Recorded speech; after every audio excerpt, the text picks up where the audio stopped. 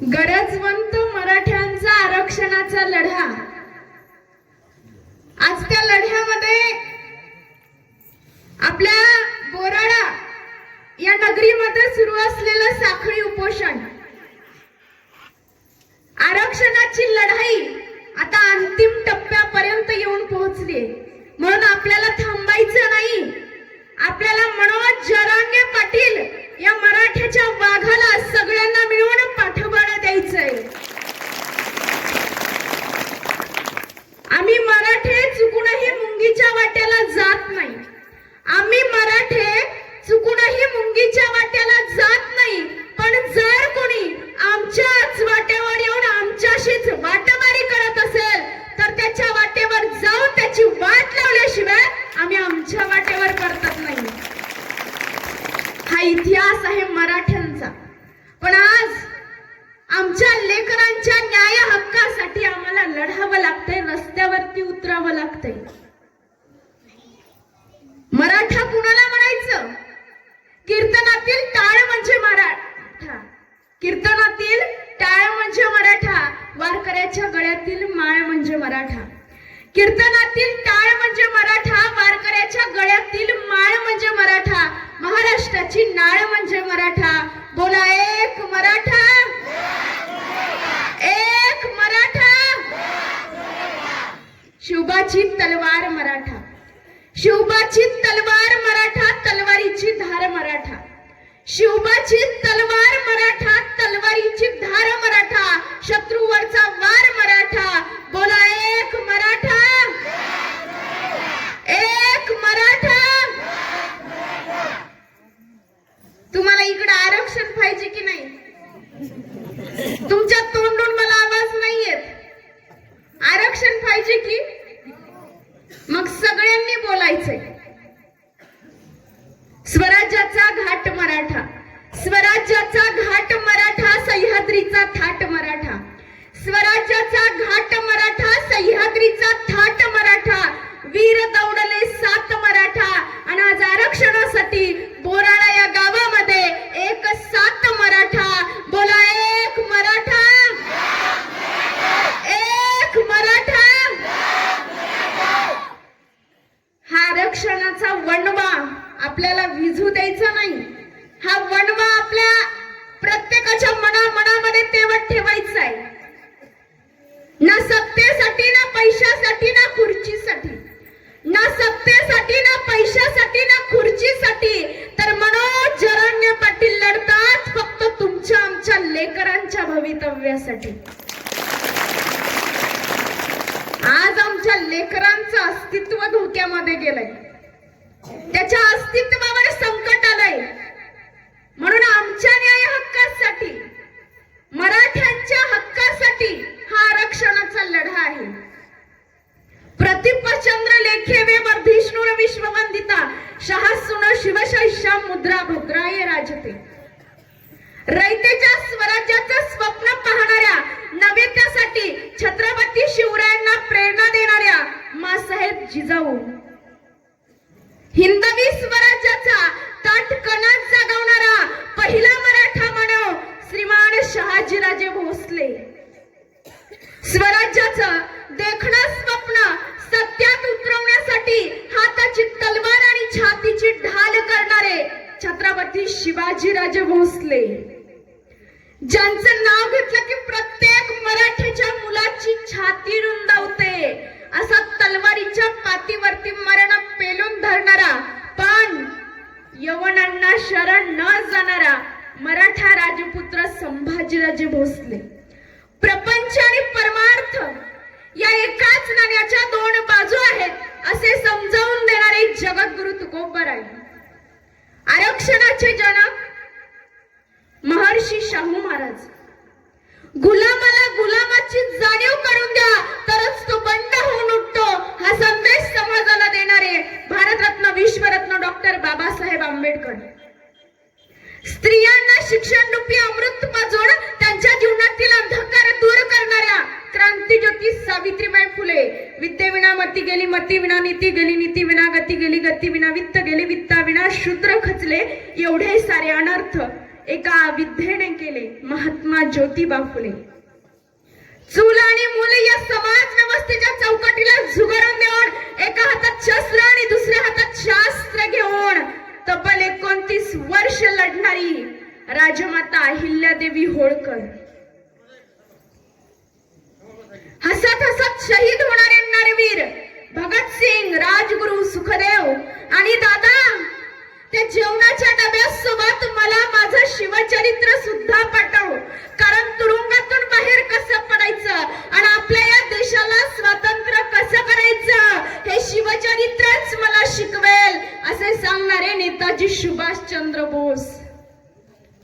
या सर्वच थोर विचारवंतांच्या, महापुरुषांच्या आणि आरक्षणाच्या लढ्यामध्ये बलिदान दिलेल्या सर्व छत्रपती शिवाजी महाराजांच्या मावळ्यांच्या चरणी मी भाग्यश्री मोहिते आपल्या टाळ्यांच्या गजरात विनम्र अभिवादन करते.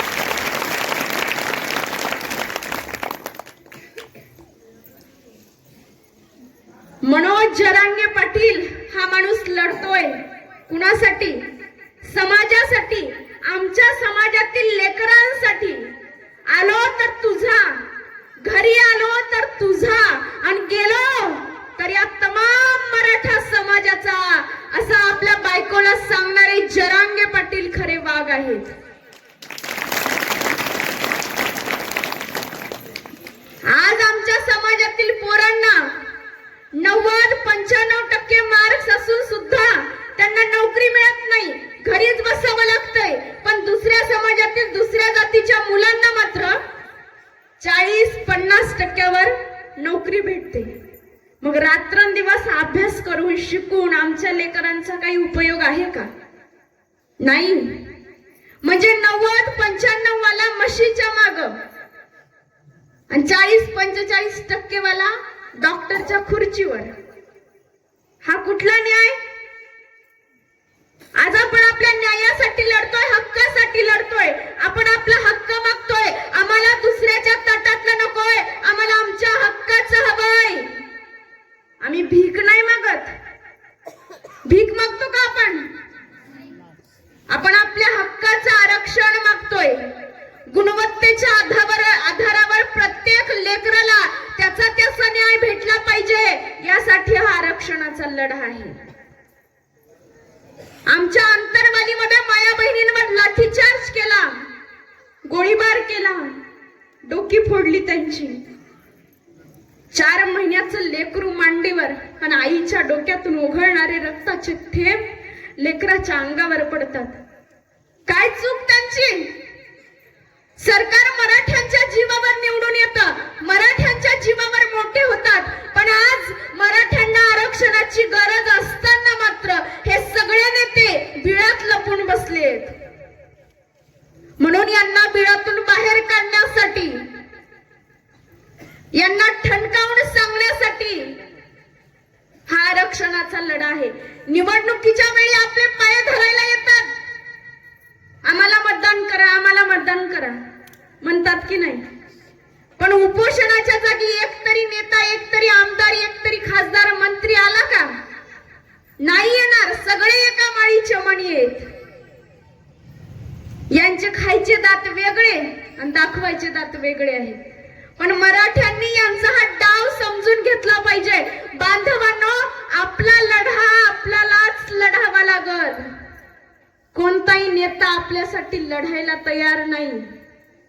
छत्रपती शिवाजी महाराजांनी संघर्ष केला, ज्ञानोबारायांनी संघर्ष केला, तुकोबारायांनी संघर्ष केला. प्रत्येकानं संघर्ष केलाय.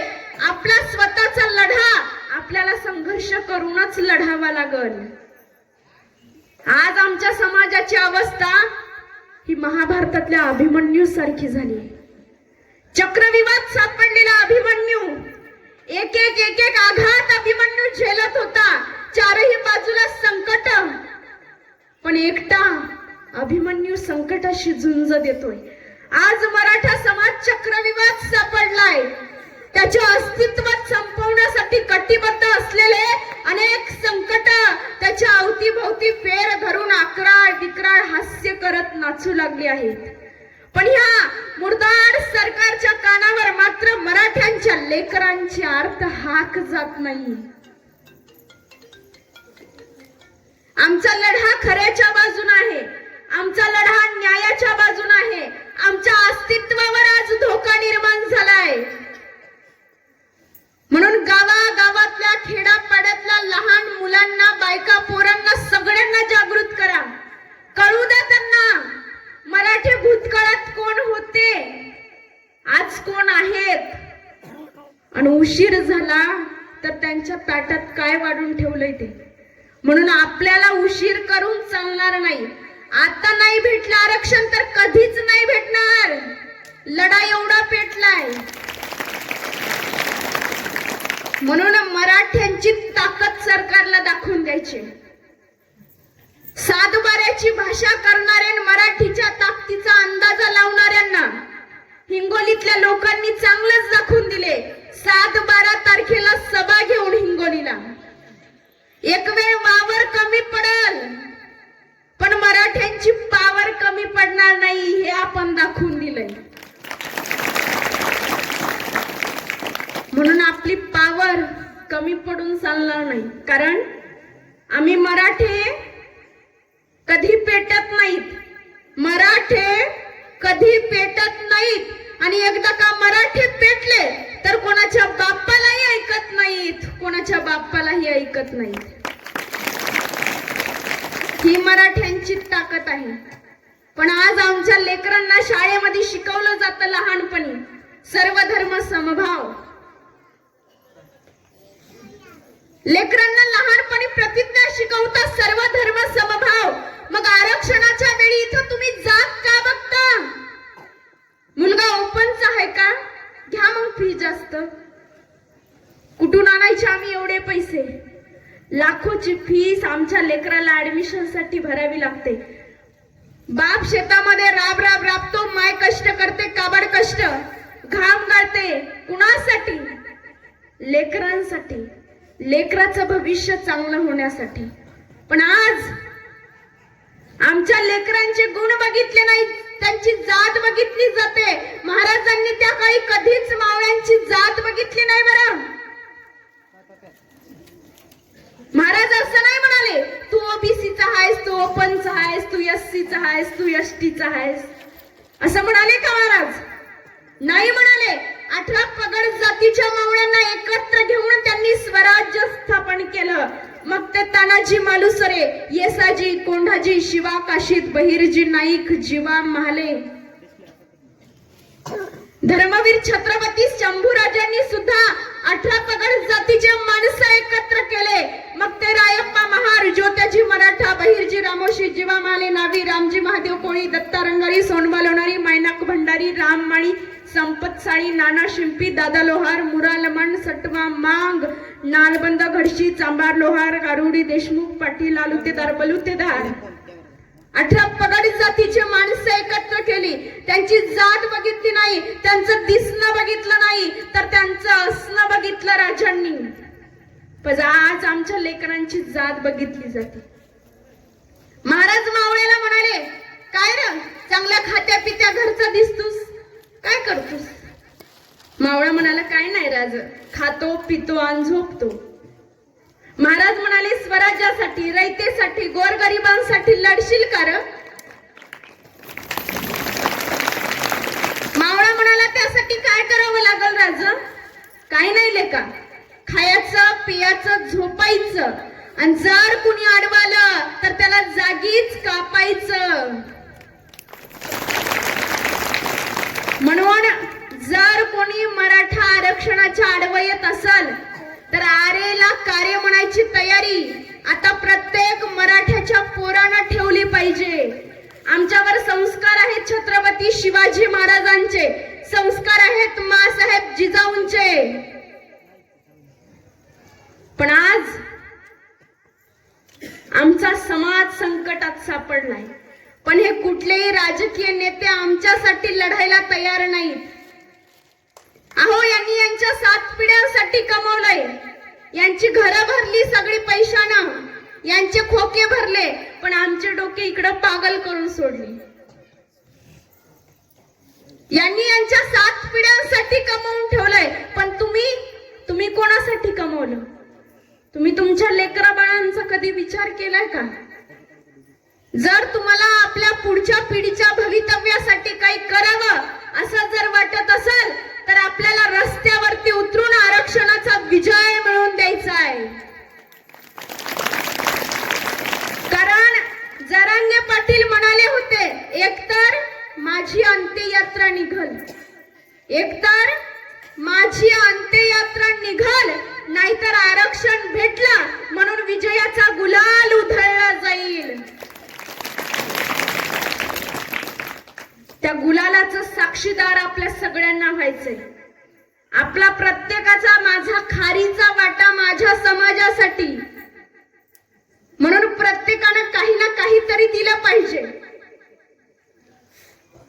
जसं प्रभू श्री रामरायांना तो पूल बांधण्यासाठी छोटीशी खार मदत करत होती, तसं आमच्या समाजासाठी आम्ही सुद्धा काहीतरी देणं लागतो. या भावनेनं समाजासाठी आम्ही काहीतरी केलं पाहिजे. हिंगोलीला जी सभा झाली त्या सभेला कोण कोण उपस्थित होता? हात वर करा बरं. सगळे होते का? मी आले होते, मी हात वर केलाय. जेवढे लोक हिंगोलीला सभेसाठी होते त्यांनी हात वर करायचे. वा वा, जोरदार टाळ्या होऊन जाऊ दे एकदा. इकडची मंडळी नाही गेली का? तुम्हाला वाटतं ना आमचे लेकरही डॉक्टर व्हावे, आमचे लेकरही इंजिनियर व्हावे, आमचे लेकरही वकील व्हावेत, आमचे लेकरही मोठे अधिकारी व्हावेत, असं वाटतं की नाही? मग उद्या तुम्हाला तुमच्या लेकरांनी विचारलं की माय हिंगोलीला लई मोठी सभा होती म्हणा, आणि तू काय करत होतीस? काय सांगणार? बाबा हिंगोलीला लई मोठी सभा होती म्हणा, आणि तुम्ही काय करत होतात? आई हिंगोलीला लई मोठी सभा होती, तू काय करत होतीस? मी गहू निंदा गेलते म्हणून सांगणार का? कापूशेचा गेलते मी असं सांगणार का? जर तुमच्या लेकरा बाळांनी उद्या विचारलं आरक्षणाचा लढा होता आणि तू काय करत होतीस, तर त्यांना छातीत ठोकून सांगा, बाळा तुला आरक्षण मिळवून देण्यासाठी मी सुद्धा रस्त्यावरती उतरले होते. आज रस्त्यावरती उतरून आम्हाला आमचा हक्क मिळवून घ्यायचा आहे. कारण लोकमान्य टिळक म्हणाले, मागून मिळत नसेल ना तर ते हिसकावून घ्यायचा प्रयत्न करा. आम्ही आतापर्यंत 58 मोर्चे काढले शांततेच्या मार्गाने. जगाने याची दखल घेतली. 48 आंदोलन, 8 जण शहीद झाले. का? तर समाजाला न्याय भेटला पाहिजे. पण समाज मात्र जागच्या जागीच. कित्येक लोक मेले पण समाजाला न्याय भेटला नाही. म्हणून एक निस्वार्थ नेतृत्व आपल्याला मनोज जरांगे पाटलांच्या रूपाने लाभलंय. त्या माणसाला शेवटच्या श्वासापर्यंत आपल्याला साथ द्यायची. अनेक वादळं पेललीत तुम्ही, जरांगे पाटील, अनेक वादळं पेललीत तुम्ही असा आम्हाला विश्वास आहे. अनेक वादळं पेललीत तुम्ही असा आम्हाला विश्वास आहे. तुमच्या पायाशी जमीन आणि पाठीशी आकाश आहे. तुमच्या पायाशी जमीन आणि पाठीशी आकाश आहे. या मातीत पाय घट्ट रोवून तुम्ही सह्याद्री सारखे ताट आहे. या मातीत पाय घट्ट रोवून तुम्ही सह्याद्री सारखे ताट आहे. आणि जाऊन सांगा त्या वादळांना, तुमची मनोज जरांगे पाटलाशी गाठ आहे. तुमची मनोज जरांगे पाटलाशी ही गाठ सुटू द्यायची नाही आपल्याला. गटा तटामध्ये विभागल्या गेलेल्या मराठ्यांच्या पोरांना एकत्र आणलं एका माणसानं. ही मूठ आपल्याला सुटू द्यायची नाही. कारण एकल्याचा नवे खेळ म्हणून मेळ मेळविला. हा एकल्याचा खेळ नाहीये. तुम्ही आम्ही खेळी मेळी गदारोळी आनंदे या अत्यंत परिशुद्ध हेतून आपला लढा चालू आहे. खऱ्याच्या बाजूने चालू आहे. संकट येतील पण संकटावरती तुटून पडायचे. एक मराठा तरुण अंगामध्ये 20 गोळ्या लागल्या, 20 बंदुकीच्या गोळ्या अंगामध्ये लागल्या आणि तो मराठा तरुण छत्रपती संभाजीनगरच्या गॅलेक्सी हॉस्पिटलमध्ये ऍडमिट होता. अंगाला 20 गोळ्या लागल्यात. तो मराठा तरुण डॉक्टरांना म्हणतो, डॉक्टर साहेब, राहिले त्या गोळ्या राहू द्या, पण मला 14 तारखेला अंतरवालीला सभेला जाऊ द्या. ही आरक्षणाची ठिणगी आता प्रत्येकाच्या मनामनात पेटली आहे, वणवा पेटलेला आहे. कारण आम्ही मराठे कधी पेटत नाहीत आणि एकदा पेटले कोणाच्या बापालाही ऐकत नाहीत. आपल्या मराठ्यांची ही पावर आहे. आमच्याकडे देह दिलाय देवानं, पण समाजासाठी लढायला आम्ही तयार नाही. साधं उपोषणाला चला म्हटलं तर आम्ही म्हणतो आधी शेजारच्यानं जावं, नंतर आम्ही येतो माग माग. असंच आहे आपल्या समाजाचं. जर कोणी पुढे जात असेल तर त्यांचे पाय आम्ही माग खेचतो. पण आता तुम्ही घरात कसंही राहा, पण आमच्या लेकरा बाळांसाठी, मराठा समाजासाठी घरामधून बाहेर पडताना मराठा म्हणून सगळ्यांनी एकत्र या. घरात कितीही भांडणं करा, पण घराच्या बाहेर पडताना उपोषणाच्या जागी मराठा या नावानं सगळ्यांना बांधलं पाहिजे. कारण त्या काळी औरंगजेबाच्या 40 लाखाच्या फौजेला एकच वाक्य घाम फोडत होत आणि ते वाक्य म्हणजे हुजूर मराठे आ गए, मराठे आ गए. ही आमच्या मराठ्यांची पावर आहे. आपल्या सगळ्यांची एकी ही फार महत्वाची आहे. बांधवांनो, एक गोष्ट सांगते. एक छोटीशी चिमणी ज्यावेळी जंगलाला भयान आग लागलेली असती, भयान आग, चारही बाजूनं सगळे प्राणी आपापला जीव वाचवण्यासाठी धावत सुटले. कोणी आपापल्या परीनं काही मदत करत होते. भयान आग लागले, प्रत्येकाला आपला जीव वाचवायचं पडलंय. पण त्यात एक छोटीशी चिमणी होती. ती चिमणी काय करायची? ती आग विझवण्याचा प्रयत्न करायची. यायची, आपल्या चोचीमध्ये पाणी भरायची, जायची आणि त्या आगीवर नेऊन शिंपडायची. यायची, आपल्या चोचीत पाणी भरायची, जायची, त्या आगीवर नेऊन शिंपडायची. यायची, आपल्या चोचीत पाणी भरायची, जायची, आगीवर नेऊन शिंपडायची. यायची, चोचीत पाणी भरायची, आग विझवण्याचा प्रयत्न करायची. हे पाहिलं एका मोठ्या हत्तीनं. आणि हत्ती म्हणाला, काय चिमणे, तुझ्याच्यानं ती मोठी आग विझणार आहे बाय? तुझी चोच केवढी, त्याच्यात पाणी केवढं मावणार, ती आग केवढी मोठी, पण तुझ्याच्यानं काय फायदा होणार आहे का? त्यावेळेस त्या चिमणीनं फार सुंदर उत्तर दिलं. ती चिमणी म्हणते, हत्ती दादा, विचार केलास तर तू ही आग विझवू शकतोस, कारण तुझी सोंड मोठी, त्याच्यात पाणी जास्त मावतं, पण तू तसं करत नाहीस.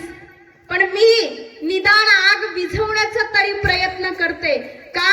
कारण ज्या वेळी या आगीचा इतिहास लिहिला जाईल त्या वेळी आग लावणाऱ्यामध्ये नाही तर आग विझवणाऱ्यामध्ये या चिमणीचं नाव मात्र लिहिलं जाईल.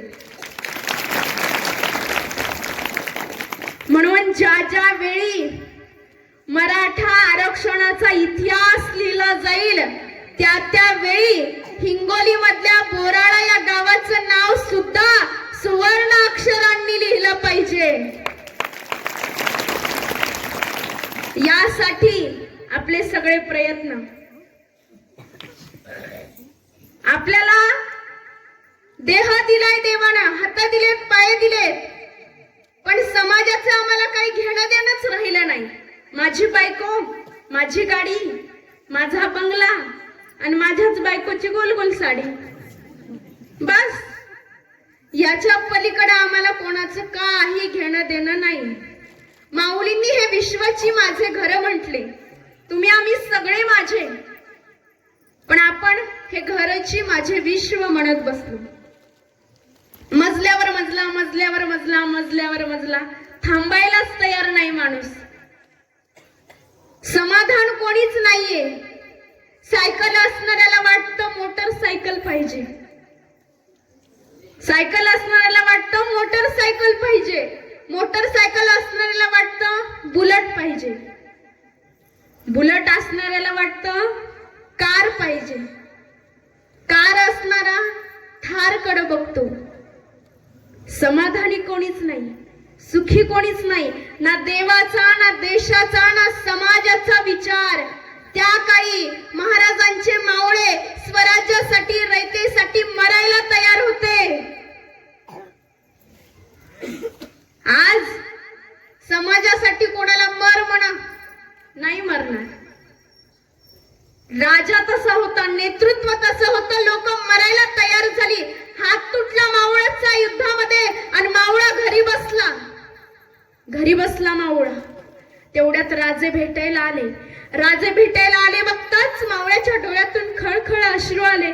मावळा रडायला लागला. आमचा मावळा रडतोय बघून राजे किंचाळले आणि म्हणाले, लाज वाटत नाही तुला? अरे या मातीसाठी लढणारे आपण वीर, साधा एक हात गेला म्हणून रडतोयस?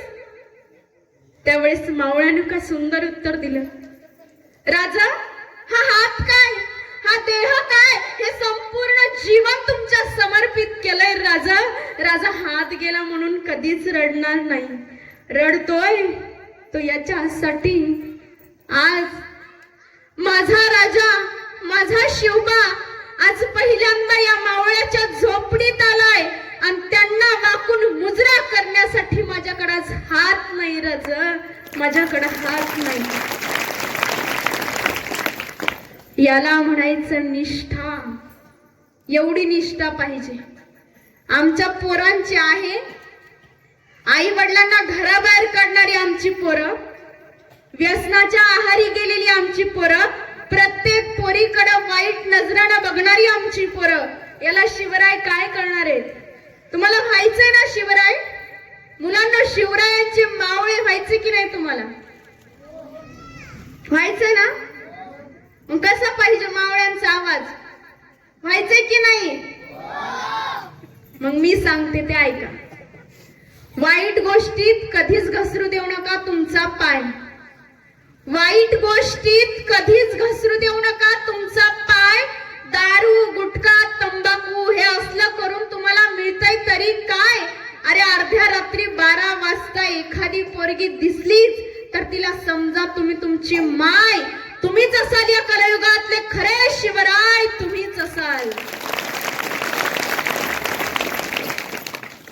मावळ्याकडे हात नव्हता, आज आमच्याकडे हात आहेत, पाय आहेत. पण समाजासाठी आम्ही एकत्र येत नाही. आमच्या समाजात पाय खेचण्याचा डाव चालतोय.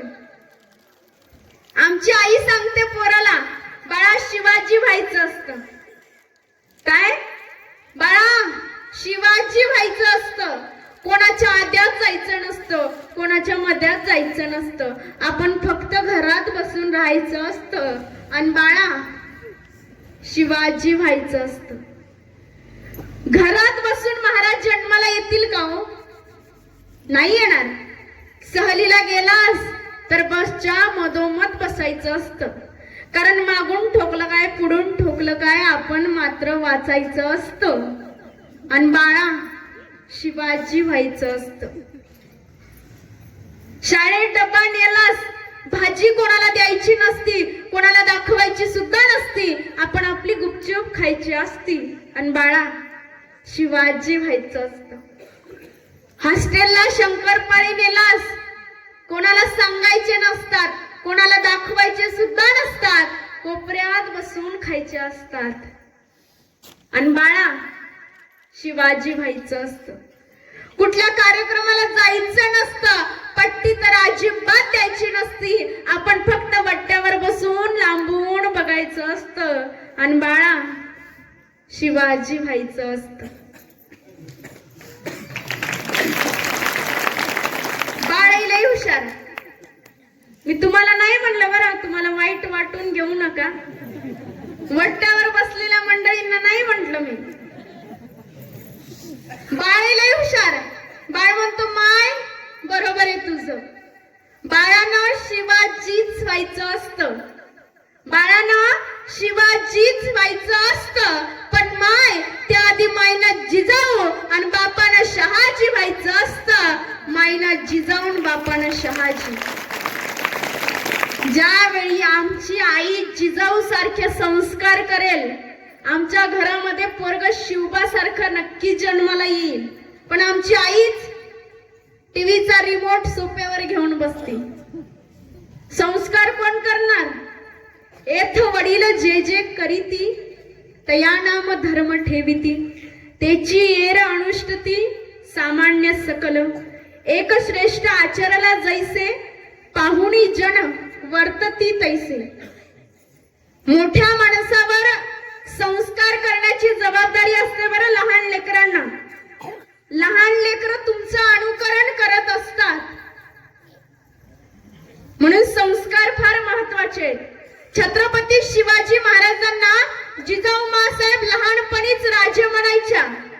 राजे इकडे या, राजे इथे बसा, राजे हा गड घ्या, राजे भोजन करा. झाले सुद्धा राजेच. डॉक्टर बाबासाहेब आंबेडकरांना त्यांचे वडील लहानपणीच साहेब म्हणायचे. साहेब इकडे या, साहेब इथे बसा, साहेब अभ्यास करा, साहेब जेवून घ्या. झाले सुद्धा साहेबच. आमची आई आपल्या लेकरांना गाढवा इकडे ये म्हणते का नाही? मग आमचे लेकर सुद्धा गाढवच. तुम्हीच ठरवा आता तुम्हाला छत्रपती शिवाजी महाराजांचे विचार घेऊन मनोज जरांगे पाटलांसारखा शिवबाचा मावळा व्हायचाय की गाढवासारखं व्हायचंय. ते आज मनोज जरांगे पाटील आपल्या कुटुंबाचा, बायको पोरांचा विचार न करता समाजासाठी लढतात. अशी माणसं अमृतासारखी असतात. आज लाखो वर्षानंतर आपल्याला निस्वार्थ नेतृत्व जरांगे पाटलांच्या रूपाने लाभलंय. छत्रपती शिवाजी महाराजांनी गोरगरिबांसाठी, रयतेसाठी, शेतकऱ्यांसाठी, त्यांना सुखाचे दिवस दाखवण्यासाठी, माणसाला माणूस म्हणून दर्जा मिळवण्यासाठी स्वराज्य निर्माण केलं. पण आज परिस्थिती काय झालीये? 100 एकराचा पाटील आज गुंठ्यावर आलाय. मग या गुंठ्यामध्ये कुठून पोट भरायचं? लाखोची फीस कुठून भरायची? समाजातील दुर्बल घटकांना प्रवाहाबरोबर आणता आणता समाजातील मराठा हा घटक प्रवाहाबाहेर कधी गेला हे कोणालाच कळलं नाही. 100 एकर शेती होती, पण आता आहे का? नाही. आता 1.5 आणि 2 एकर शेती पाटलाकडे. समजा तुमच्या पूर्वजांना 100 एकर शेती, त्यांना 4 मुलं, प्रत्येकाच्या वाट्याला किती? 25-25. परत त्यांना 2 मुलं, त्यांच्या वाट्याला किती? 12.5. परत त्यांना 2 मुलं, 6. परत त्यांना 2 मुलं, 3. परत त्यांना 2 मुलं, 1.5. बरं 3 एकर इथपर्यंत ठीक. आता 1.5 एकर मध्ये जगायचं कसं? पोटाची खळगी भरायची कशी आणि लेकराची लाखोची फीस शाळेला भरायची कशी? प्रश्न आहे. यासाठी हा आरक्षणाचा लढा आहे. विरोध करणारे लोक विरोध करतायत, पण आपण आपलं ध्येय सोडायचं नाही. कारण हाती चले बाजार आणि कुत्ते भोके हजार. आज अशी परिस्थिती निर्माण झालीये. मनोज जरांगे पाटलांना विरोध करणारी काही आपलीच लोक आहेत.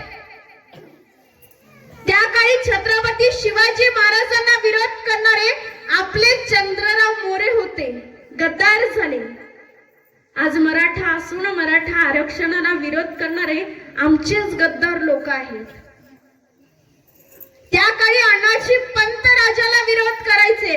आजही मराठा आरक्षणाला विरोध करणारे अण्णाजी पंत पावला पावलावर आहेत. पण आपण आपलं ध्येय सोडायचं नाही. आपला लढा आपल्याला लढत राहायचाय, संघर्ष करायचाय. कारण गड आला पण सिंह गेला हे वाक्य छत्रपती शिवाजी महाराजांनंतर जर कोणासाठी निघालं असेल तर ते फक्त आणि फक्त मनोज जरांगे पाटलांशी निघालं. गड म्हणजे कोंढाणा आणि सिंह म्हणजे कोण? मुलांना इकडे लक्ष द्या. तुम्हाला मराठी कळते की नाही? गड म्हणजे कोंढाणा. चौथीला आहेत ना तुम्ही? चौथीला किती जण आहेत? मग उत्तर सांगा आता. गड म्हणजे कोंढाणा. तुम्हाला गड आला पण सिंह गेला चॅप्टर आहे ना इतिहासात. गड म्हणजे कोंढाणा, सिंह म्हणजे तानाजी मालुसरे. शाबास. राजगडावरती मासाहेब जिजाऊ अत्यंत चिंतेत होत्या. त्यांच्या डोळ्यामध्ये काहीतरी खुबत होतं. राजगडावरती आहेत मासाहेब जिजाऊ आणि त्या राजगडाच्या खिडकीतून मुघली ध्वज दिसतोय. तो मुघली ध्वज त्यांच्या डोळ्यात खुपतोय. तो मुघली ध्वज तिथं नसला पाहिजे. मागोबो होते शिवाजी महाराज. मासाहेबांच्या मनाची चिंता त्यांनी ओळखली आणि विचारते झाले मासाहेबांना, मासाहेब काही चिंता? तसे मासाहेब म्हणतात, राजे एक अत्यंत रूपवती असली कन्या आहे. साक्षात देवीचं रूप पाहिलं तर पायाखाली नतमस्तक बाबा मी. एवढी लावण्य स्त्री आहे. तिच्या डोळ्यामध्ये अथांग सागर भरावं इतकी तिची लावण्यता. पण राजे त्या स्त्रीला नाक नाही राजे. तसे शिवाजीराजे म्हणतात मग त्या स्त्रीच्या सौंदर्यतेला काहीच अर्थच उरत नाही. काहीच अर्थच उरत नाही तिला नाक नाही म्हणजे. मग मासाहेब म्हणाल्या, तो कोंढाणा का नाही तुमच्या स्वराज्यात? तो कोंढाणा तर या स्वराज्याचं नाक आहे ना. तो उदयभान तिथं तुमचा मुक्काम गाडून बसलाय. त्यास तुम्ही खाली आणा ना आमच्या समोर पेश करा. आम्हाला कोंढाणा हवाय. आम्हाला आमच्या स्वराज्याचं नाक हवंय राज. आम्हावरती कोणा मुघलानं हसता कामा नये. मागोबा होता आपल्या उमरठ गावाचा तानाजी मालुसरे. पोराची पत्रिका बाजूला फेकून दिली. मासाहेबांना मुजरा केला. मासाहेब म्या जातो, म्या घेईन कोंढाणा. पण मासाहेबांना कळून चुकलं होतं की रायबाचं लगीन ठरलंय. तसे मासाहेब म्हणतात, अरे बा तुझ्या घरी तर तुझ्या पोराचं लगीन आहे की. मासाहेब ते घर दुसरं घर आहे मासाहेब. पहिलं घर आपलं स्वराज्य नाही का? या स्वराज्यासाठी लढतो की मासाहेब. एकदाच फक्त एकदाच एक आमचं. तानाजीने विडा उचलला. नंतर तानाजी जातो त्याच्या घरी. समोर बायकोच्या डोळ्यात अश्रू. तिलाही कळून चुकलं होतं आणि भरल्या डोळ्यांनी ती विचारती झाली, काय हो मी जे ऐकलंय ते बरोबर ऐकलंय का? काय ऐकलंस तू? हेच की तुम्ही गडकोट मोहिमेला जाताय? हो अगदी खरं ऐकलंस. एवढं ऐकलं आणि तानाजीच्या बायकोच्या डोळ्यात अश्रू दाटले. असं कुणी जातं का हो? स्वतःच्या पोटच्या लेकराचं लगीन सोडून कुणी जातं का? एकदा तरी राहा इथे. एकदा तुम्ही तुमच्या रायबाचं लगीन करा ना मग जा त्या गडकोट मोहिमेला. मग घ्या तो कोंढाणा. तसा तानाजी म्हणतो, आधी लगीन कोंढाण्याचं आणि मग आपल्या रायबाचं. तानाजीची बायको अत्यंत रागात होती. रागवणार तरी कुणावर? स्वतःच्या नवऱ्यावर. आणि भरल्या डोळ्यांनी तिनं कुंकूची शपथ दिली आणि सांगितलं, एकदा तरी राहा इथे. माझं काय मन मानत नाही. तुम्हाला शपथ आहे या कुंकूची. आणि जशी तानाजीची बायको म्हणाली, तुम्हाला शपथ आहे या कुंकूची, तानाजी पुढं झाला. हातानं कुंकू पुसलं आणि म्हणाला, घे, झाली तू विधवा, मेला तुझा तानाजी. आणि ऐक, आधी लगीन कोंढाण्याचंच, मग आलो तर रायबाचं. जरांगे पाटलांनी सांगून ठेवलंय आपल्या बायकोला, आलो तर तुझा, आलो तर तुझा, आणि गेलो तर समाजाचा कुंकू पुसून तयार राय.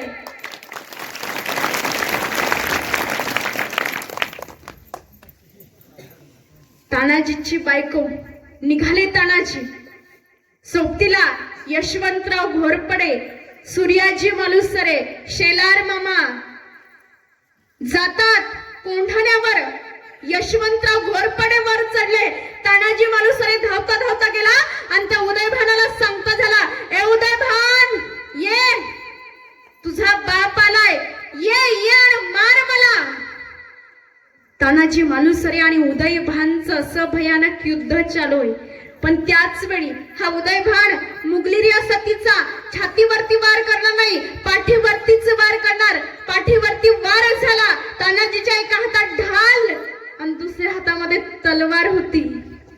त्या ढालीनं स्वतःच्या पाठीचं रक्षण केलं आणि लढता लढता ढाल तुटली. आता युद्धामध्ये एखाद्या योद्ध्याचं ढाल तुटावं म्हणजे त्याचं साक्षात मृत्यूला आलिंगन द्यावं. पण तानाजी लढत होता, सर्व मावळे लढत होते. 75 वर्षाचे शेलार मामा लढता लढता रडत होते की माझं पोरग तिथं रक्ताने निहाळून जातंय आणि मला जाता येत नाही.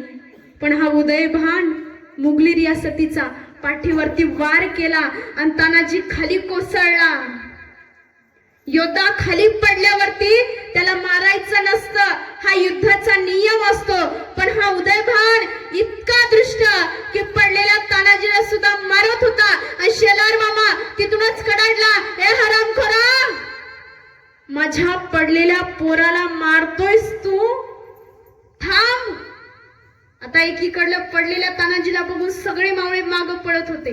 पण सूर्याजी मालुसरेंनी परतीचे दोर कापून टाकला आणि सांगितलं, आता या खिंडीत जाऊन उडी द्या, नाहीतर तुटून पडा त्या मुघलांवरती. आता महाराजांचे मावळे असा उगाच त्यांचा जीव कसा काय जाईल, सगळे तुटून पडले त्या मुघलांवरती. इतकं मारलं, इतकं मारलं, इतकं मारलं की त्यांना मरूच दिलं नाही. ते अर्धमरण जिथं मृत्यूची सुद्धा भीक मागावी लागते की नाही सहन होत आहेत पीडा, मृत्यू द्या मला, त्या अर्ध मृत्यूवरती नेऊन ठेवलं. आणि 75 वर्षाचे शेलार मामा हे लढत होते त्या उदयभानासोबत. आणि अखेर उदयभानाला संपवूनच कोंढाण्याचा फतेह झाला, कोंढाण्याचा विजय झाला, कोंढाणा स्वराज्यात आला. 75 वर्षाचे शेलार मामा लढले. आमच्या समाजातील 80-75 वर्षाचे बाबा आज प्रत्येक सभेला जरांगे पाटलांच्या उपस्थित आहेत. थोरांनी पोरांना साथ द्यावी, थोरांनी पोरांना साथ द्यावी, पोरांनी थोरांना साथ द्यावी. छत्रपती शिवाजी महाराजांच्या इतिहासाची पुनरावृत्ती आज आम्ही करतोय. 75 वर्षाचे म्हातारे माणसं लढ्यामध्ये सामील आहेत. का? लढा कोण्या एकट्याचा नाही, लढा तुमचा आमचा सगळ्यांचा आहे, लढा समाजाचा आहे. ज्याप्रमाणे तानाजी मालुसरेनं कोंढाण्याचा विजय हाती घेतला, आम्हाला आरक्षणाचा विजयाचा गुलाल हाती घ्यायचा आहे. सगळे मुघली झेंडे काढले, ते गोळा केले, गवताची गंजी पेटवली, त्याचा धूर झाला. त्या काळी काय अशा मोबाईल वगैरे नव्हती संपर्कासाठी. एखादी गड, एखादी आनंदाची बातमी असेल तर गवताची गंजी पेटवायचे, त्याचा धूर व्हायचा. राजगडावरती राजांना कळालं की कोंढाणा आला. राजा अत्यंत खुश, माझ्या सिंहानं कोंढाणा आणला. पण अश्रू दाटले होते सगळ्या मावळ्यांच्या डोळ्यात. हातामध्ये घेतलं होतं सूर्याजी मालुसरेंनी तानाजी मालुसरेंचं पार्थिव शरीर. त्यांच्या मनात प्रश्न उठत होते. अक्षरशः त्या दिवशी सूर्याजी मालुसरे सुद्धा रडले असतील, सांगते झाले ते. काय सांगू मी वहिनीला, दादा सोडून गेले आम्हाला. काय सांगू मी राजाला, दादा सोडून गेले आम्हाला. राजगडावरती आले सूर्याजी मालुसरे, शेलार मामा. शिवाजीराजे येतात आणि 75 वर्षाच्या शेलार मामाच्या पाया पडतात आणि त्यांना पहिला प्रश्न विचारतात, माझा ताना कुठे? कुठे माझा ताना?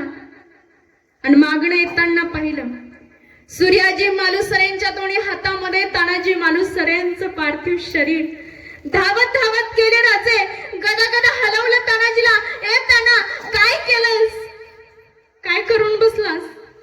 अरे वचन देऊन गेला होतास ना तू आम्हाला, जाणार तर कोंढाण्याचं लगीन लावणार आणि मग मी माझ्या रायबाचं लगीन करायला येणार. अरे काय उत्तर देऊ रे मी वहिनीला? काय सांगावं आम्ही त्या रायबाला? काय करावं आम्ही या कोंढाण्याचं? काय करावं आम्ही या स्वराज्याचं? जर तुझ्यासारखे एकनिष्ठ मावळेच या राजासोबत नसतील तर या स्वराज्याला काही अर्थ उरत नाही रे ताना. शिवाजीराजे म्हणतात, गड आला पण माझा जीवाचा सिंह गेला. त्या दिवसापासून सिंहगड नावानं तो किल्ला ओळखला जातो. माणसं मरायला तयार झाली. असे मित्र मुलांनो, आयुष्यात मित्र जमवायचे तर छत्रपती शिवाजी महाराजांसारखे जमवा. आमचे मित्र फक्त आजकाल पित्र खायपुरतेच मर्यादित झाले. त्या काळी जीव द्यायला तयार होते मावळे. आज जाणून बुजून काही लोक मराठा आरक्षणाला विरोध करतायत. जगाच्या कल्याणा संतांच्या विभूती, देह कष्टविती परोपकारी. जगाच्या कल्याणासाठी चांगली लोक येतात. यदा यदा हि धर्मस्य ग्लानिर्भवति भारत अभ्युत्थानम् अधर्मस्य तदात्मानं सृजाम्यहम्. परित्राणाय साधूनां विनाशाय चतुष्कृतं धर्म संस्थापनार्थाय संभवामि युगे युगे. ज्या ज्या वेळी अधर्माचा जन्म होतो, धर्माचा नाश होतो, त्या त्यावेळी चांगली लोक अवतार घेतात. आज आमच्या न्याय हक्कासाठी मनोज जरांगे पाटलांनी अवतार घेतलाय, पण त्रास देणारे लोक त्यांनाही सोडत नाहीत. संतांना नाही सोडलं. माऊली ज्ञानोबा असे दुसऱ्याच्या दारात जायचे मधुकरी मागायला, तर लोक म्हणायचे, ए संन्यासाच्या कारट्या, सकाळी सकाळी आलास का रे थोबाड दाखवायला? चल, चालता हो इथून. धाडदिशी दार बंद करायचे, मधुकरी द्यायचे नाही. संतांना त्रास झाला, महापुरुषांना त्रास झाला. आजही जरांगे पाटलांना त्रास देणारे लोक आहेत.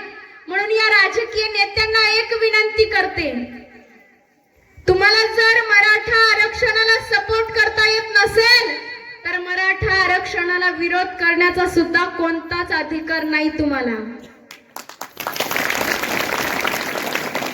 काल परवा कोणीतरी म्हटलं, मुलांनो इकडे लक्ष द्या, इकडे लक्ष द्या म्हणते मी, इकडे बघा. माझी भाषा कळते की नाही तुम्हाला? तुमच्यासाठी हे सगळं चालू आहे. तुम्हाला वाटतं की नाही बरं आरक्षण भेटावं म्हणून? नाव काय तुझं? समोर बसलेला? हा, विराट. इकडे बघ, तुला वाटतं की नाही आरक्षण भेटावं म्हणून?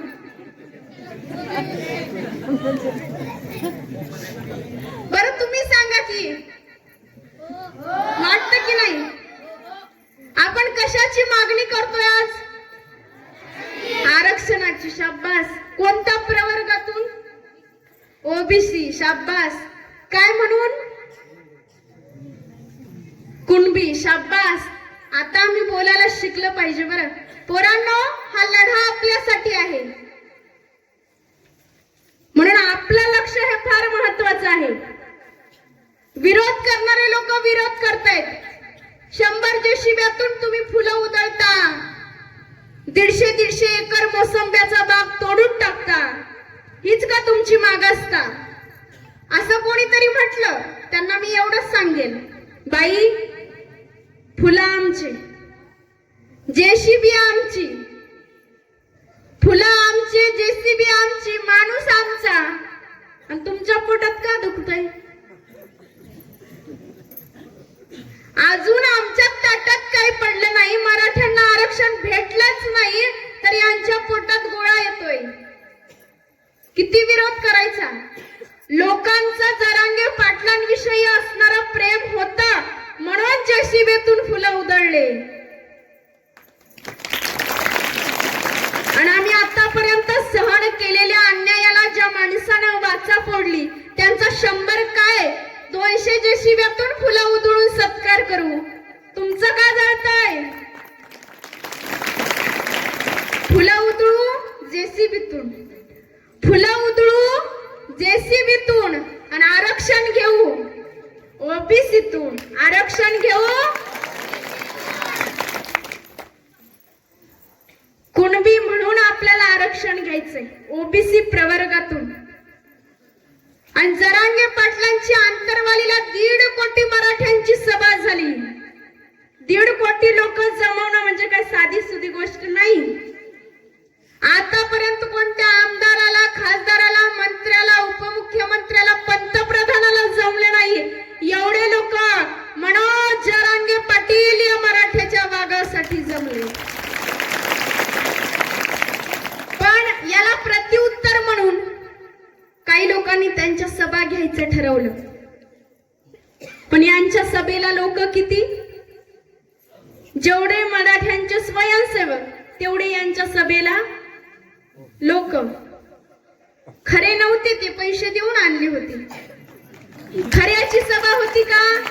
लोक भाड्यानं आणले होते. पण आपला लढा खऱ्याच्या बाजूने आहे, आपला लढा सत्याच्या बाजूने आहे. विरोध करणारे विरोध करतात. काल परवाचा तुम्ही एक व्हिडिओ बघितला असेल. एक म्हातारे बाबा म्हणतात की मराठ्यांनी बाया नाचवल्या, जमिनी घातल्या, बंडल उधळले. त्यांना मी एवढंच सांगेन, बाबा तुमचं वय माझ्यापेक्षा जास्त आहे, मी भाषा वापरू नये तशी. तुम्ही मनोज जरांगे पाटलांच्या शैक्षणिक पात्रतेवर प्रश्नचिन्ह उभे करता. मराठ्यांच्या जमिनी कशा गेल्या हे सगळ्यांनाच माहितीये. ज्यावेळी भूदान चळवळ झाली त्यावेळी मराठा सगळ्यात अग्रस्थानी होता त्या चळवळीत. मराठ्यांनी बाया नाचवल्या नाही तर मराठ्यांनी बाया वाचवल्यात. माणसाला माणूस म्हणून जगण्याचा अधिकार नव्हता तेव्हा मराठा रणांगणात उतरला तलवार घेऊन. गोठ्यातली गाय मरत होती, घरातली माय सुद्धा मरत होती, तेव्हा माझा मराठा 18 पगड जातींना जमवून स्वराज्य स्थापन करत होता. आणि मराठ्यांच्या बाया घराबाहेर पडत नाहीत असं हे म्हणतात. मी 2 महिने झालं फिरते व्याख्यान करत, साखळी उपोषणात. मी मराठा आहे. आमच्या बायका ऊस तोडतात, मजुरी करतात, घाम गाळतात, कष्ट करतात. का? तर हातावर 200-400 रुपये रोजगार मिळावा म्हणून. पण किती खोटं बोलायचं. पहिल्यांदाच सांगितलंय, हाती चले बाजार आणि कुत्ते भोके हजार, अशी गत आज या समाजाची झाली. पण आपला लढा सत्याच्या बाजून आहे. आपल्याला तो लढा इथंच नाही थांबवायचा आहे. जोपर्यंत आरक्षण भेटत नाही तोपर्यंत कोणत्याही राजकीय नेत्याला गावामध्ये एंट्री द्यायची नाही. आमच्या प्रवेश बंदीच्या पाट्या गावगाव तशाच आहेत. त्या पाट्या का लावल्या? कोणालाही राजकीय नेत्याला इथे एंट्री नाही. कारण जरांगे पाटलांनी सांगितलंय, इधर नहीं आने का, इधर नहीं आने का. आरक्षण देने का, नहीं तो घर में गपचीप पांघरून झोपने का. इधर नहीं आने का, इधर मराठे है, तुम्हाला चांगलंच माहितीये की गावात आल्यावर काय होतं ते. आम्ही आतापर्यंत गांधीजीच्या मार्गाने, शांततेच्या मार्गाने आमच्या मागण्या पोहोचवल्या, पण तरीही सरकारला ऐकायचं नसेल तर मराठ्यांच्या पोरांना भगतसिंग, राजगुरू, सुखदेव व्हायला वेळ नाही लागणार. आमचा बाप मरणाच्या दारात उभा होता. अन्न पाण्याचा त्याग करून तो माणूस लढत होता समाजासाठी, समाजातल्या लेकरांसाठी. हातातला माईक खाली गळून पडत होता. हात थरथर कापतायत, पाय लटलट कापतायत. म्हणून शिंदे साहेब, फडणवीस साहेब, 24 डिसेंबर पर्यंत मराठ्यांना आरक्षण द्या, नाहीतर मराठ्यांची फौज मुंबईत दाखल होणार.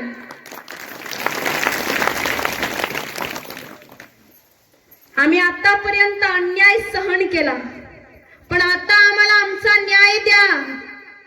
जर आरक्षण भेटलं तर मनोज जरांगे पाटलांचा फोटो मराठ्यांच्या घराघरात लागल्याशिवाय राहणार नाही. घराघरात लागल्याशिवाय राहणार नाही. रात्रंदिवस अभ्यास करूनही आमच्या लेकरांच्या नशिबात काहीच नाही, म्हणून आमचे 22 वर्षाचे तरुण पोरं आज आत्महत्या करायला लागले. याला जबाबदार कोण? तर हे सरकार आहे. म्हणून एकदा जयघोष करायचा आहे. आपली हाक दिल्लीच्या तख्तापर्यंत गेली पाहिजे. बोला, एक मराठा, एक मराठा, आरक्षण आमच्या हक्काचं. अरे कोण म्हणताय देत नाही? अरे कोण म्हणताय देत नाही? जरांगे पाटील तुम आगे बढ़ो, जरांगे पाटील तुम आगे बढ़ो. जरांगे पाटलांच्या सोबत राहायचे आपल्याला, कारण छत्रपती शिवाजी महाराजांनी त्या काळी झोपलेल्या मावळ्यांना खदखद हलून खडक्याने जागा केलं. जे खडक्याने जागे झाले त्यांना दन चालायला लावलं. जे दन चालते झाले त्यांना फण पळायला लावलं. जे फण पळते झाले त्यांच्या खांद्यावर फडफडणारा निशाण दिला. स्वराज्याचं निशाण फडफडत होतं, मावळा धड पडत होता. मावळ्याचं धड पडलं, पण त्यांना धडपड सोडली नाही. आरक्षणासाठी आमची धडपड आपल्याला सोडता कामा नये. विजय नक्कीच आपला होईल. छत्रपती शिवाजी महाराजांचा आशीर्वाद आणि आई तुळजाभवानीच्या आशीर्वादानं विजय नक्कीच आपल्याला भेटल, पण आपली एकी सुटू देऊ नका. आम्ही आतापर्यंत शांत होतो, पण हे लोक मराठ्यामध्ये, जातीमध्ये तेढ निर्माण करण्याचा प्रयत्न करतात. पण आपल्यामध्ये फूट पडू देऊ नका, कारण आपल्याला दुसऱ्याचं नुकसान करायचं नाही, आपल्याला दुसऱ्याच्या डोकी फोडायचे नाहीत, आपल्याला जाळपोळ करायची नाही, आपल्याला तोडफोड करायचं नाही, आपल्याला दुसऱ्याला मारायचं नाही. बांधवांनो, आपल्याला अन्यायाला मारायचंय. आपल्याला या सरकारच्या बहिऱ्या कानाला ठेचून काढायचंय. म्हणून आत्महत्या करणं, जाळपोळ करणं, हिंसक वळण देणं हा त्यामागचा पर्याय नाहीये. सरकारने हा डाव आखला पहिल्यांदा. मनोज जरांगे पाटलांना मॅनेज करण्याचाही डाव आखला, पण डाव काय सक्सेस झाला नाही. आंतरवालीमध्ये उपोषण उधळून लावायला गेले होते पोलीस, पण उपोषण काय उधळलं नाही. उलट आंतरवाली सराटी हे गाव महाराष्ट्रातच नाही तर जगाच्या कानाकोपऱ्यात पोहोचवलं. स्वतःच्या बायको लेकराचा विचार न करता मनोज जरांगे पाटील हा मराठ्यांचा वाघ लढतोय. एक ना एक दिवस आरक्षण नक्कीच भेटल, पण आपली फूट पडू देऊ नका. एकमेका सहाय्य करू, अवघे धरू सुपंथ. आपल्याला एकमेकाला सहाय्य करायचंय. छत्रपती शिवाजी महाराजांना संकट आली, तुकोबारायांना संकट आली, ज्ञानोबारायांना संकट आली, पण तुकोबाराय समाधानी होते. बरं झालं म्हणले, बरे झाले देवा आता निघाले दिवाळे, परी या दुष्काळे पिढा केली. बरं झालं म्हणले देवा दुष्काळ पडला, नाहीतर मी तुकोबाराय बघा समाधानी होते. आज आम्ही समाधानी नाही आहोत. बरं झालं म्हणले, बरं झालं देवा बाईल कर्कशा परी ही दुर्दशा जनामज. बरं झाले म्हणले देवा तू मला अशी बायको दिलीस जी उठता बसता खाता पिता रोज पांडुरंगाला शिव्या द्यायची, या काळ तोंडाचं थोबाड बघावं लागतंय अशी ती म्हणायची, पण तुकोबाराय समाधानी होते. बरं झालं म्हणले देवा तू मला अशी बायको दिलीस, वाईट नव्हती आवली, पतिदेवाच्या माध्यमातून विश्वदेवाला ती भजत होती. वाईट नव्हती, पण तुकोबाराय तरीही समाधानी आहेत. संकट शिवरायांना आली, अफजल खान एवढा मोठा धाड दिपाड, मी त्याच्या पुढे एवढूसा मी कसं करू असं नाही म्हणाले राजे. अफजल खानाला गनिमी काव्यानं संपवून टाकलं. हरे रंग का सपना पाले अफजल आया था इस माती में, हरे रंग का सपना पाले अफजल आया था इस माती में, लेकिन छत्रपति ने घुसा दिया था भगवा उसके छाती में, भगवा उसके छाती में. मुलांना तुम्हाला इंग्लिश येते का नाही? येते की इंग्लिश? काल परवा एका पोराला म्हटलं काय रे बाळा तुला इंग्लिश येते का? तो म्हणला हो. मी म्हणलं सांग बरं इकडे याला इंग्लिश मध्ये काय म्हणतात? काय म्हणतात? तो म्हणला कम हिअर. मी म्हणलं हुशार आहेस. हो म्हणला माझ्या सरांनी मला शिकवलंय. मी म्हणलं आता सांग बरं तिकडे झाला इंग्लिश मध्ये काय म्हणतात? हुशार आहेत तुम्ही. त्याला येत नव्हतं, तो त्याला फक्त एवढंच माहित होतं इकडे याला कम हिअर. तो म्हणला सोपय ताई, काय करायचं तिकडं जायचं आणि तिकडून कम हिअर म्हणायचं. एवढी हुशार आमची लेकरं. पर मुलांनो संस्कार सुद्धा आम्ही समजून घेतले पाहिजे. आमच्या राजाचा इतिहास आम्हाला समजला पाहिजे. काल परवा एकाला म्हटलं काय रे सुख येत जात राहतं पण दुःख नेहमी आपल्या सोबत राहतं. सुख जवा पडे दुःख पर्वता येवढे. दुःख नेहमी आपल्या सोबत राहतं पण सुख मात्र येत जात राहतं. याला इंग्लिश मध्ये ट्रान्सलेट कर म्हटलं. त्यानं काय करावं? तो म्हणाला wife always stage with me, girlfriend comes and goes. एवढी हुशार आमची पोरं. काल परवा एका गावाला कार्यक्रमाला गेले. असाच तिथं विराट सारखा मुलगा मला भेटला. त्याला म्हटलं काय रे बाळा? तो म्हणला ताई व्याख्यान करता का? म्हणलं हो. वेळ आहे म्हणला कार्यक्रमाला, चला आमच्या घरी चहा पिऊन यायचे. मी म्हणलं चला. त्याच्या घरी जात होतो. घराबाहेर होत्या म्हशी. मी म्हणलं काय रे म्हशी दूध देतात का? तो म्हणला ताई देत नाहीत, काढावं लागतंय.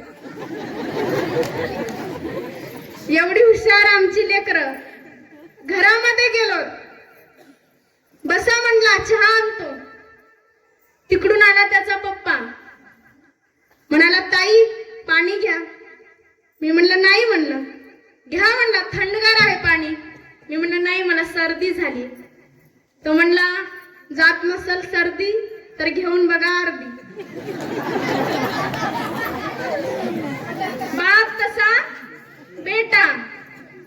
येथ वडील जे जे करीती तया नाम धर्म ठेवीती. जसे बापाचे संस्कार तसाच पोरगा. पण छत्रपती शिवाजी महाराजांना संस्कार करणारी माँसाहेब जिजाऊ माता किती महान होत्या. मनोज जरांगे पाटील या मराठ्याच्या वाघाला जन्म देणारी त्यांची माता आता किती महान असेल. म्हणून जोपर्यंत आरक्षण भेटत नाही, आमच्याकडे शेवटचाच एक पर्याय उरलाय. तो म्हणजे जर 24 डिसेंबरला आरक्षण भेटलं नाही तर 25 डिसेंबरला आमच्या शाळा बंद. शाळा बंद केल्या तरच सरकारच्या प्रत्येक योजना ठप्प होतील, प्रत्येक यंत्रणा ठप्प होतील. आम्ही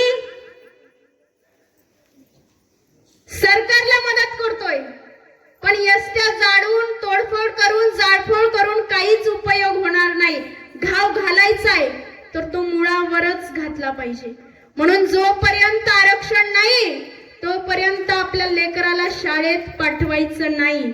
शांत बसलेल्या आग्या मोहळावर दगड मारला तर काय होतं हे सगळ्यांना आता कळू द्या. बोला एक मराठा, एक मराठा. आज आपल्याला सरकार बोलतंय काय, तुम्ही कुणबी आहात याचे पुरावे दाखवा म्हणून. पुरावा मी सांगते, पुरावा तुकोबारायांनी आपल्या अभंगामध्ये लिहिलाय की बरा देवा कुणबी केलो, नाहीतर दंबेची असतो मेलो. बरं झालं देवा कुणबी केलास, नाहीतर मी गर्वानं मेलो असतो.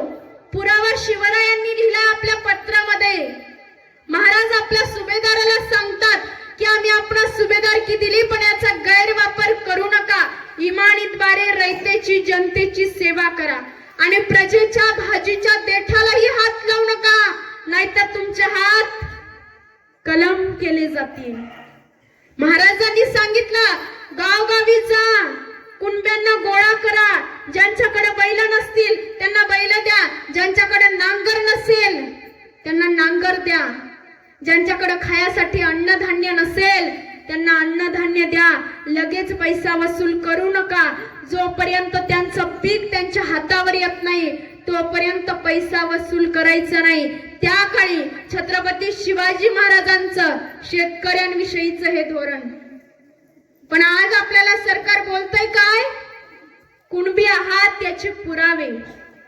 जर तुमच्या गावामध्ये कोणाकडे कुणबीच्या नोंदी असतील तर त्या इथं आणून द्यायच्यात. कुणबी या नावावर आम्हाला आरक्षण भेटणार आहे. पहिला चपलाला पायतान म्हणायचे. काय पायतान, आता नवीन शब्द आला चपला, स्टँडर्ड भाषा. म्हणून काय चपला घालणं सोडून द्यायचं का? पहिला शेतकऱ्यांना कुणबी हा शब्द होता, आता नवीन शब्द आला शेतकरी. पण आताच्या घडीला 32 लाख कुणब्यांच्या नोंदी सापडल्या. म्हणून कोणाकडे नोंदी असतील तर त्या जमा करायच्या. सरसकट मराठ्यांना कुणबी प्रमाणपत्र मिळावं यासाठी हा आरक्षणाचा लढा आहे. विजय नक्कीच आपला होईल. मारुतीच्या आशीर्वादानं, छत्रपती शिवाजी महाराजांच्या कृपेनं आपल्या वाट्याला नक्कीच यश मिळेल. पण आपल्यामध्ये फूट पडू द्यायची नाही. विरोध करणारे लोक विरोध करतील. एका राजानं 2 पोपट विकत घेतले. मुलांना फक्त 5 मिनिटं ऐका माझं. एका राजानं 2 पोपट विकत घेतले. एक दिला कसायाच्या घरी आणि दुसरा दिला साधूच्या घरी. दोन्ही पोपट 2 घरी दिले. साधूच्या घरचा पोपट वाढू लागला, कसायाच्या घरचाही पोपट वाढू लागला. एके दिवशी राजा फेरफटका मारावा म्हणून नगरामध्ये आला. पहिले आलं साधूचं घर. साधूच्या घराच्या भिंतीला छान पोपट अडकून ठेवला होता. तो पोपट राजाला बघून बोलायला लागला, राजे साहेब या, तुम्ही फार महान आहात, तुम्ही फार पराक्रमी आहात. तुमच्यासारखा राजा होणे नाही, तुमच्यासारखा पराक्रमी दानशूर राजा मी पाहिला नाही. तुमचा सदा विजय हो, तुमचा सदा जय जयकार असो. तो साधूच्या घरचा पोपट बोलला. हे ऐकून राजाला आनंदच झाला. राजा म्हणाला, प्रधान काय सुंदर बोलतो हा, याला काहीतरी बक्षीस द्या. ठरलं. बक्षीस द्यायचं पोपटाला. पुढं गेले, पुढं आलं कसायाचं घर. कसायाच्या घराच्या भिंतीलाही पोपट अडकून ठेवला होता. तो पोपट राजाला पाहून बोलायला लागला, राजे साहेब आलात काय? मूर्ख आहात, तुम्हाला थोडीशी अक्कल नाही, राज्य कसं सांभाळावं याचं ज्ञान तुम्हाला नाही. हे ऐकून राजाला राग आला. राजा म्हणाला, प्रधान याला काहीतरी शिक्षा द्या. ठरलं, दोन्ही पोपटाला बोलवलं. एका पोपटाला बक्षीस, दुसऱ्या पोपटाला शिक्षा. ठरल्याप्रमाणे कार्यक्रम चालू झाला. पण त्याच वेळी साधूच्या घरचा पोपट बोलायला लागला. तो म्हणाला, राजे साहेब त्याला शिक्षा देऊ नका, त्याची काही चूक नाही. वास्तविक तो आणि मी दोघे सख्खे भाऊच आहोत, पण आमच्यावर संगतीचा परिणाम झालाय. तो कसायाच्या घरी वाढला. कसायाच्या घरचं शिव्या शाप रोज त्याच्या कानावर येऊ लागलं. म्हणून तो तसं बोलायला लागला, मी साधूच्या घरी वाढलो. साधूच्या घरचा हरिपाठ, स्तुतीपाठ, भजन, कीर्तन माझ्या कानावर पडलं. मी तुमची स्तुती करायला लागलो. हा त्याचा अवगुण किंवा माझा गुण आहे का? नाही, तर हा संगतीचा परिणाम आहे. नारायण राणे, रामदास कदम हे आमचेच भाऊ, पण यांच्यावर संगतीचा परिणाम झालाय. भुजबळ, सदावर्ते सारख्या लोकांचा यांनी संग केला, म्हणून आज हे कसायाच्या घरच्या पोपटासारखं बोलायला लागले. पण दुर्जन सक्रिय होतात, कारण सज्जनांची निष्क्रियता वाढते. सज्जन निष्क्रिय होतात म्हणून दुर्जनांचं तोंड चालतंय. म्हणून आपण नाही कमी पडायचं, आपण या चळवळीमध्ये सक्रिय व्हायचंय. जोपर्यंत आरक्षणाचा विजय भेटत नाही तोपर्यंत हा लढा थांबवायचा नाही. धर्मवीर छत्रपती शंभूराजे शेवटच्या श्वासापर्यंत लढत राहिले. डोळे काढले, जीभ काढली, हात छाटले, पाय छाटले. कुणीतरी येत होतं, देहाचे तुकडे तुकडे करून जात होतं. कुणीतरी येत होतं, डोळ्यामध्ये सळया खुपसून जात होतं. पण ये संभा 1000 बार जिएगा, 1000 बार मरेगा, लेकिन अपना हिंदू धर्म कभी नहीं छोड़ेगा. अपना हिंदू धर्म कभी नहीं छोड़ेगा. वेळ भरपूर झालेला आहे, बोलण्यासारखं खूप काही आहे, पण वेळेच्या अभावामुळे इथंच थांबते. आणि असे समाज प्रबोधनाचे कार्यक्रम घेत जावे. आपल्या इथं एवढं छान मंदिर, छत्रपती शिवाजी महाराजांचा अश्वारूढ पुतळा इथं आहे, त्याबद्दल एकदा गावकऱ्यांसाठी जोरदार टाळ्या होऊन जाऊ द्या. एवढं खरंच खूप सुंदर मंदिर आहे. घराला तर कोणी सजवतो, पण मंदिराला सजवायला जिगर पाहिजे, जिगर.